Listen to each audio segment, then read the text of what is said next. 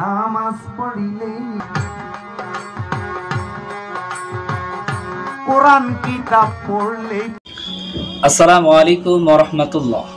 সম্মানিত দর্শক শ্রোতা, আজকে ঈমান বিষয়ে খুব গুরুত্বপূর্ণ কথা বলবো। আমরা দেখি যে আমাদের সমাজের অনেক সাধারণ মানুষ যারা পীরদের দরবারে যায় এবং পীরদেরকে সিজদা করে থাকে। এটা বড় দুঃখজনক বিষয়, কারণ এই সাধারণ মানুষগুলো জানে না যে একজন মানুষকে সিজদা করা কতটা ভয়ঙ্কর পাপ। এই ভণ্ড পীরেরা এই সাধারণ মানুষকে যুক্তি দিয়ে থাকে যে আল্লাহ পাক রব্বুল আলামিন যখন হযরত আদম আলাইহিস সালামকে সৃষ্টি করলেন, সৃষ্টি করার পরে ফেরেশতাদের সাথে একটা জ্ঞানমূলক প্রতিযোগিতা করলেন। এই প্রতিযোগিতায় হযরত আদম আলাইহিস সালাম বিজয় হলেন। তো তারা এখান থেকে দলিল দিয়ে থাকে যে জ্ঞান অধিক থাকার কারণে আল্লাহ তাআলা ফেরেশতাদেরকে হযরত আদম আলাইহিস সালামকে সিজদা করতে বলেছেন। অতএব আমাদের পীরকে যদি আমরা জ্ঞান বেশি থাকার কারণে সিজদা করি তাহলে এটা খারাপ কি? তারা এটাও বলে থাকে যে ওই দিন শয়তান হযরত আদম আলাইহিস সালামকে সিজদা না করার কারণে চিরস্থায়ী জাহান্নামী হয়ে গেছে। অতএব যারা পীরদেরকে সিজদা করবে না তারা চিরস্থায়ী জাহান্নামী হবে। তারা যে এই যুক্তিটা পেশ করে থাকে, আমরা যদি তাদের যুক্তিটা মেনেও নিই একবারের জন্য, তাহলে কি দাঁড়ায়?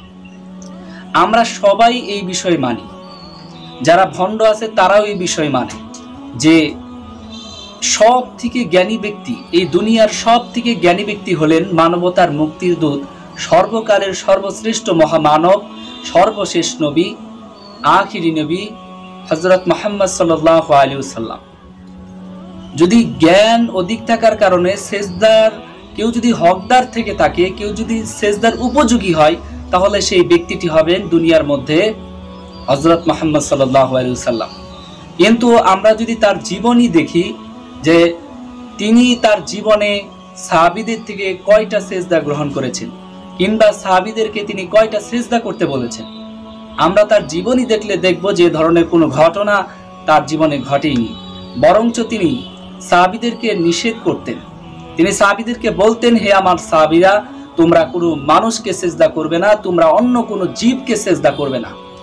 ওই যুগে মানুষ দেব দেবী মূর্তি বানিয়ে সেগুলোর পূজা করত, সেগুলোকে সেজদা করত। আল্লাহ রাসূল সাল্লাল্লাহু আলাইহি ওয়াসাল্লাম সাহাবীদেরকে বলেছেন, সেগুলো তো মাটির তৈরি, সেগুলো তো পাথরের তৈরি, তোমরা সেগুলোকে কেন সেজদা করছো? সেগুলো তো সেজদার উপযোগী না। সেজদা যদি করতেই হয় তাহলে সেটা একমাত্র আল্লাহ তাআলাকেই করতে হবে। আল্লাহ তাআলাকে সেজদা করতে হবে, আর কাউকে সেজদা করা যাবে না। আল্লাহ তাআলা আমাদেরকে বড় মর্যাদা করে তৈরি করেছেন, বড় সম্মানিত করেছেন। আমাদের এই মাথাটা বড় সম্মানিত মাথা, বড় দামি মাথা। এই মাথা দুনিয়ার কারো সামনে ঝুঁকতে পারে না, একমাত্র আল্লাহ তাআলা ছাড়া। একমাত্র আল্লাহ ছাড়া কারো সামনে এই মাথা নত হবে না। আর আল্লাহ ছাড়া যে ব্যক্তি এই মাথা কোনো মানুষের সামনে বা অন্য কোনো বস্তুর সামনে নত করবে, সে শিরকি কাজ করলো। আর এই শিরকি কাজ করার কারণে তাকে চিরস্থায়ী জাহান্নামী হতে হবে। কারণ আল্লাহ বলেছেন যে আমি বান্দার সব গুনাহ ক্ষমা করে দেব, তবে শিরকের গুনাহ ক্ষমা করব না।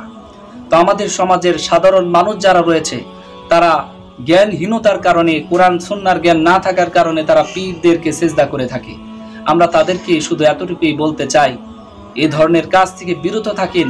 এই ধরনের কাজ থেকে বিরত থাকতে হবে যদি জান্নাতে যেতে চান। আমরা যারা এই বিষয়টা জানি যে মানুষকে সিজদা করা, অন্য কোনো জীবকে সিজদা করা, কোনো বস্তুকে সিজদা করা, আল্লাহ ছাড়া কারো সামনে সিজদা না করা, এই বিষয়টা যদি আমরা কেউ বুঝে থাকি, আমরা ওই সকল মানুষদেরকে বোঝানোর চেষ্টা করব যারা এই ধরনের ভুলের মধ্যে লিপ্ত আছেন।